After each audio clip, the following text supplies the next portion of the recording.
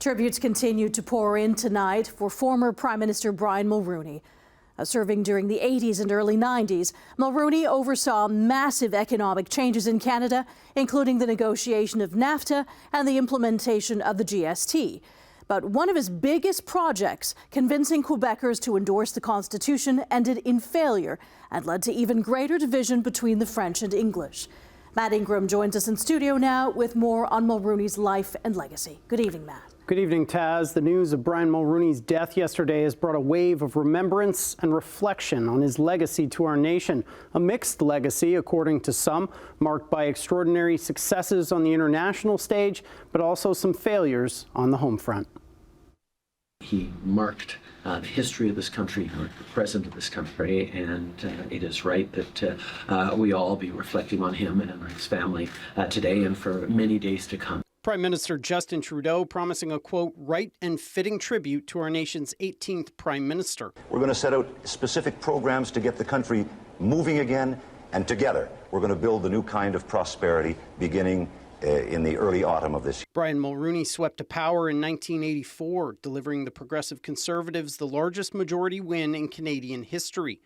That win included 58 of Quebec's 75 seats, an impressive feat cited by former Prime Minister Jean Chrétien as Mulroney's greatest success. He was himself from a minority. He was Anglo in Quebec, but it was possible coming from rural Quebec to move up the ladder. From humble beginnings in Baie-Comeau, Quebec, Mulroney was embraced by the Francophone community and made one of his biggest projects as Prime Minister the endorsement of the 1982 repatriated Constitution by his home province. There was a belief that he was in a position to try to get a new settlement that would bring Quebec politically into the Constitution. That's really what Meech Lake was all about. Mulroney negotiated with the provinces for months before presenting the Meech Lake Accord in 1987, which would have recognized Quebec as a distinct society within the body of the Constitution. Quebec ratified the deal, but changes in provincial governments led to the Accord's failure in 1990.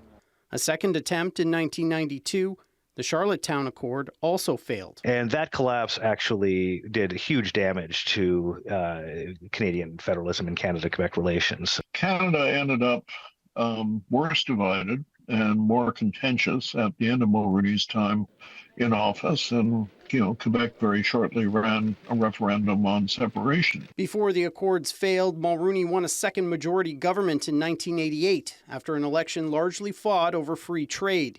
Here he is visiting the CHCH studios that same year, one of his many trips to our region. He would oversee monumental changes on the free trade file, negotiating the North American Free Trade Agreement between Canada, the U.S. and Mexico, and signing it in 1992. Mulroney's personal diplomacy and his personal connection to Ronald Reagan and members of his administration got us that deal. He was also instrumental in helping end apartheid in South Africa and freeing Nelson Mandela by openly opposing apartheid on the world stage. What's most important here is that Mulroney pushed other countries in that direction. But in 1991, his government brought in the GST, something experts say was a smart policy choice, but one that cost the Conservatives dearly in the election of 1993, ending Tory reign and leaving a mixed legacy. We put it all together. I think that he was positive